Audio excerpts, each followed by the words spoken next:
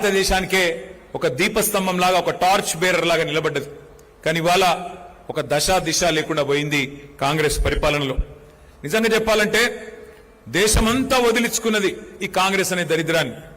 దేశం మొత్తం వదిలించుకున్నది వద్దు నాయనా వీళ్ళని చెప్పి. కానీ మన రాష్ట్రంలో దురదృష్టవశాత్తు 10 ఏళ్ల మన పరిపాలన తర్వాత మరి వీళ్ళు చెప్పిన కల్లబొల్లి మాటలు, వీళ్ళు ఇచ్చిన కల్లబొల్లి హామీలు 420 హామీలు, ఒకటి కాదు రెండు కాదు చెబితే చివరికి కొంతమంది సోదరులు నమ్మి వారిని గెలిపించి వారికి అవకాశం ఇచ్చినారు. కానీ ఇన్ని రోజులు దిక్సూచిలాగా నిలబడ్డ తెలంగాణ దేశానికి ఇవాళ దిక్కుతోచని పరిస్థితి ఎదుర్కొంటున్న మాట మన కళ్ళకు కనబడతా ఉన్నది. ఒక్కసారి గుర్తు తెచ్చుకోండి, ఎన్ని అంతులేని అబద్ధాలు, ఎన్ని అడ్డగోలు హామీలు, ఇవన్నీ కూడా ఇవాళ తెలంగాణ పాలిట ఉరితాళ్ళైన పరిస్థితి మనకు కనబడతా ఉన్నది. 3 నెలల్లోనే 6 గ్యారంటీలు అమలైతాయి అన్నారు.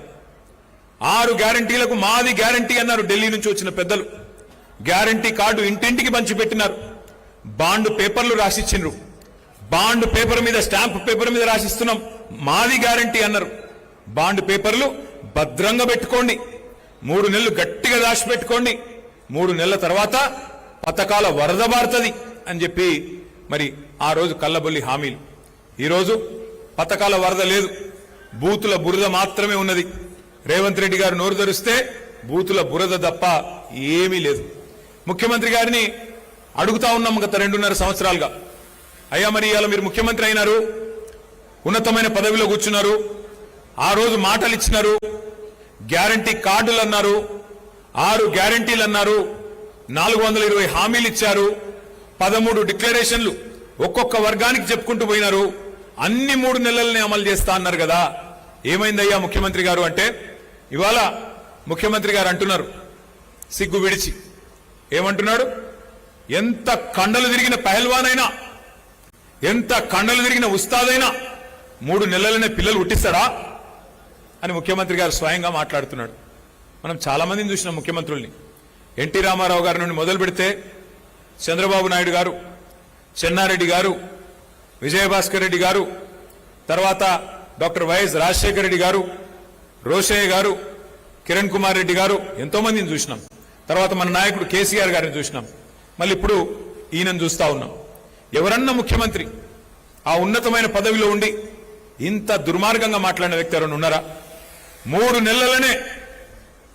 నెలలనే అన్ని ఇస్తామని చెప్పి ఇవాళ గట్టిగా అడిగితే 3 నెలలనే పిల్లలు ఎంత కండలు తిరిగినోడైనా పుట్టిస్తాడా అంటున్నాడు రేవంత్ రెడ్డి. ఇవాళ నేను వర్ధనపేట వేదికగా రేవంత్ రెడ్డి గారికి వారికి అర్థమయ్యే భాషలోనే అడుగుతా ఉన్నా. 3 నెలల్లో పిల్లలు పుట్టరు మాకు కూడా తెలుసు, మాకు కూడా పిల్లలు ఉన్నారు, మాకు కూడా పెళ్ళయింది, మాకు కూడా పిల్ల ఉంది, మాకు అందరికీ తెలుసు 3 నెలల పిల్లలు పుట్టరని. మేమేం తెలివి తక్కువలం కాదు. కానీ వాళ్ళ తెలంగాణ ప్రజలు అడుగుతున్నారు రేవంత్ రెడ్డి, 3 నెలల పిల్లలు పుట్టరు ఓకే, కానీ 30 నెలల్లో పుట్టకపోతే నిన్నేమనాలి అని నాడు అడుగుతున్నా నేను. 30 నెలలు అయిపోయింది కదా, 2.5 ఏళ్ళు అయిపోయింది కదా. ఇప్పుడు ఎసొంటి రోజులు ఇవి. ఆ మధ్యన ఒక సినిమా వచ్చింది అర్జున్ రెడ్డి అని, super hit cinema.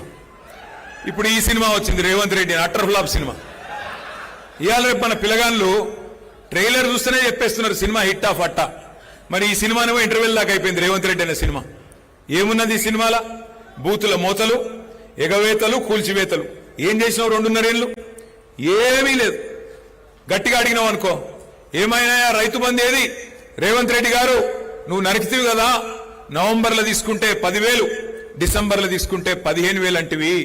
ఏమాయా Revanth Reddy గారు అంటే నీ లాగుల తొండలిడిచి పెడతా. ఏమైనా అత్తకు 4,000, కోడలకు 2.5 అంటివి. మరి రాష్ట్ర వ్యాప్తంగా 1,67,00,000 మంది ఆడబిడ్డలు ఎదురు చూస్తున్నారు. ఎప్పుడు ఇస్తావా స్వామి 2,500 అంటే నీ గుడ్లు వీకి గోటీలాడతా. ఎందుకయ్యా ఈ చాతగాని పరిపాలన?